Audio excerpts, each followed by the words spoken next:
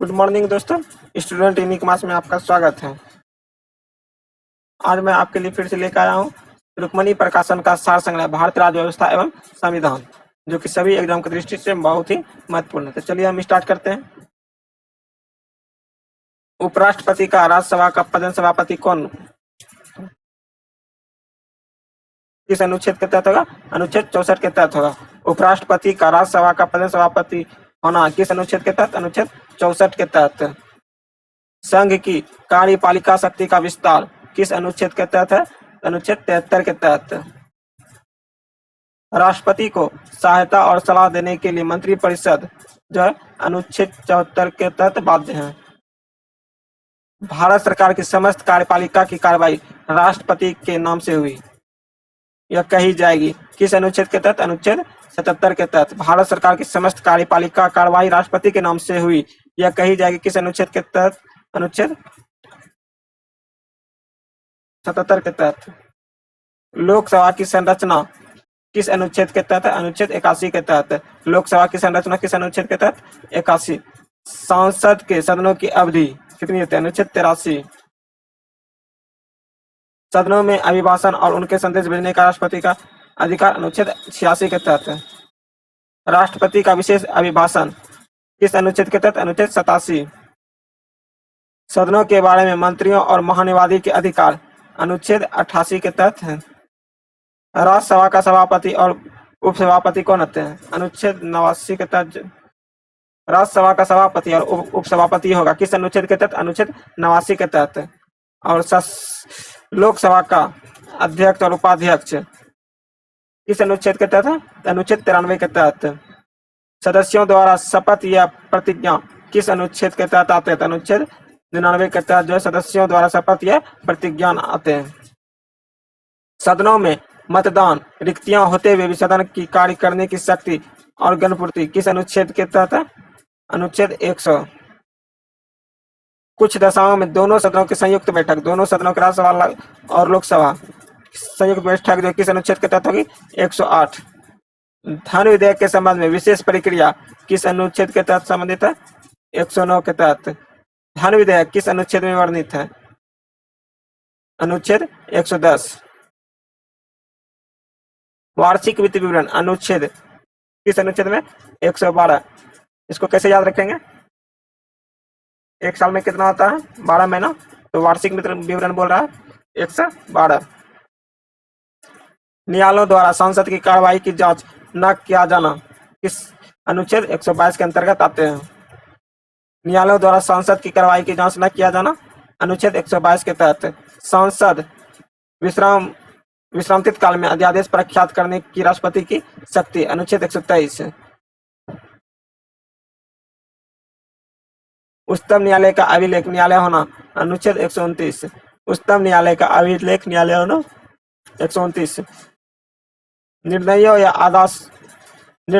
या आदेशों का उच्च न्यायालय द्वारा पुनर्विलोकन किस अनुच्छेद के तहत? 137। निर्णय और आदेशों का उच्चतम न्यायालय द्वारा पुनर्विलोकन किस अनुच्छेद के तहत? अनुच्छेद 137 के तहत। क्या उपराष्ट्रपति को महाभियोग द्वारा हटाया जा सकता है? नहीं। राज्यपाल राष्ट्रपति के परामर्श से अध्यादेश जारी कर सकता है, यह कौन सा अनुच्छेद उपबंध है? 213। संसद के 3 अंग हैं, राष्ट्रपति, लोकसभा तथा राज्यसभा। लोकसभा में अनुसूचित जाति और अनुसूचित जनजाति के लिए कितने स्थान आरक्षित हैं? अनुसूचित जाति के लिए 78 स्थान और अनुसूचित जनजाति के लिए 42 स्थान आरक्षित हैं। उच्च न्यायालय का न्यायाधीश अपना त्याग पत्र किसे देता है? राष्ट्रपति को। संविधान का कौन सा अनुच्छेद बाल श्रम का निषेध करता है? अनुच्छेद 124। संविधान की उद्देशिका में प्रयुक्त प्रभुत्व संपन्न शब्द का क्या तात्पर्य है? भारत आंतरिक और बाह्य दृष्टि से किसी भी विदेशी सत्ता के अधीन नहीं है और प्रभुत्व संपन्नता भारत की जनता में निहित है। संविधान सभा में प्रारूप समिति का कार्य वह परामर्श समिति द्वारा तैयार किए गए संविधान का परीक्षण कर फिर संविधान के विचारों के लिए संविधान सभा में समक्ष प्रस्तुत करें। 15 अगस्त 1947 से 26 जनवरी 1950 के दौरान भारत का राजनीतिक दर्जा क्या रहा? ब्रिटिश राष्ट्रकुल एक औपनिवेशिक राज्य।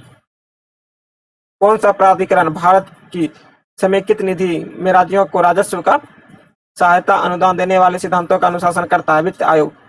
कौन सा प्राधिकरण भारत की समेकित निधि में राज्यों को राजस्व का सहायता अनुदान देने वाले सिद्धांतों की अनुशंसा करता है? वित्त आयोग। ब्रिटिश प्रधानमंत्री एटली ने भारत का सत्ता सौंपने की घोषणा किस तिथि को की थी? 20 फरवरी 1947 को।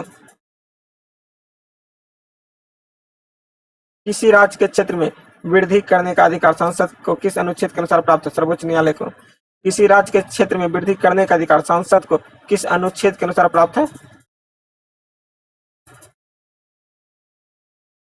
किसी राज्य के क्षेत्र में वृद्धि करने का अधिकार संसद को किस अनुच्छेद के अनुसार प्राप्त है? ये जो सर्वोच्च न्यायालय के अनुसार प्राप्त है। किसी राज्य के क्षेत्र में वृद्धि करने का अधिकार संसद को किस अनुच्छेद के अनुसार प्राप्त है? अनुच्छेद 3 के अनुसार प्राप्त है।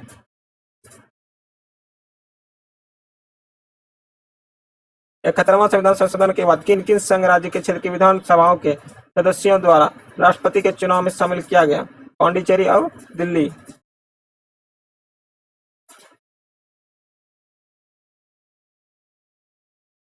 कौन सा अनुच्छेद संसद के दोनों अधिवेशन के बीच 6 महीने के अंतराल की अनिवार्यता को उल्लेख करता है? अनुच्छेद 85।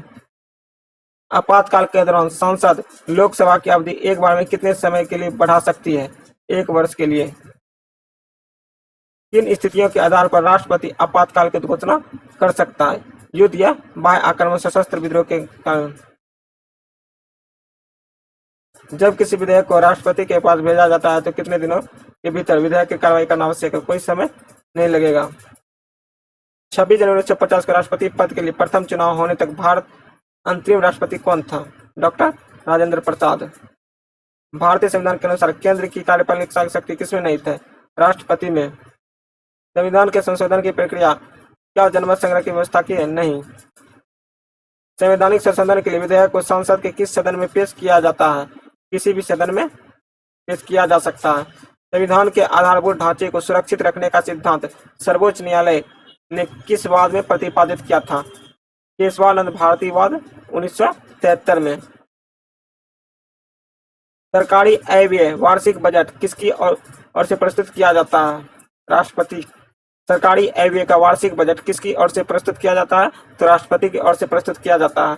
किसी राज्य के प्रधान को प्रारंभ और सदर रियासत कहा जाता है? किस राज्य के प्रधान को प्रारंभ में सदर रियासत कहा जाता था? जम्मू कश्मीर को कहा जाता था।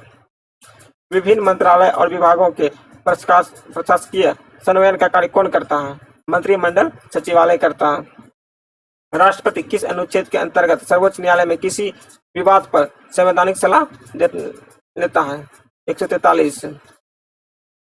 अभी तक सर्वोच्च न्यायालय के न्यायाधीशों पर महाभियोग कितनी बार लगाया गया है? 1 बार। अभी तक सर्वोच्च न्यायालय के न्यायाधीशों पर महाभियोग कितनी बार लगाया गया? 1 बार। राज्यसभा के सदस्य कितने समय के लिए चुने जाते हैं? 6 वर्ष के लिए। संसद के अवकाश काल में राष्ट्रपति किसकी पूर्व स्वीकृति से अध्यादेश जारी कर सकता है? मंत्रिपरिषद की सहमति से। भारत के संविधान में कृषि को किस सूची में रखा गया है? राज्य सूची में जो है कृषि को रखा गया। लोकसभा की नियम समिति का अध्यक्ष कौन होता है? लोकसभा अध्यक्ष। लोकसभा का नियम समिति का अध्यक्ष कौन होता है? तो लोकसभा अध्यक्ष होता है। केंद्र एवं राज्यों के बीच वैधानिक शक्तियों का बंटवारा संविधान के किस अनुसूची के अंतर्गत किया गया? 7वीं अनुसूची के अंतर्गत किया गया है। केंद्र और राज्य के बीच वैधानिक शक्ति का बंटवारा संविधान के किस अनुसूची के अंतर्गत किया है? 7वीं अनुसूची के अंतर्गत। संविधान के किस अनुच्छेद में ऐसी व्यवस्था की गई है? भारत एक उपराष्ट्रपति होगा। अनुच्छेद 63।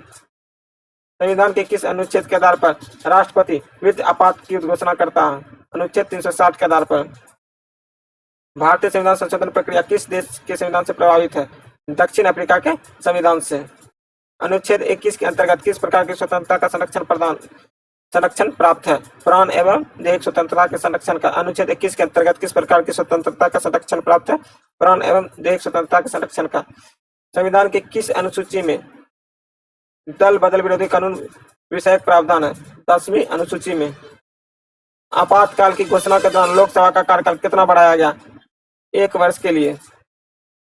भारतीय संविधान के किस एक संशोधन द्वारा राष्ट्रपति को कोई भी मामला मंत्रिपरिषद द्वारा पुनर्विचार के लिए जाने के लिए वापस भेजने का अधिकार दिया गया 44वां संविधान संशोधन द्वारा। थैंक यू दोस्तों।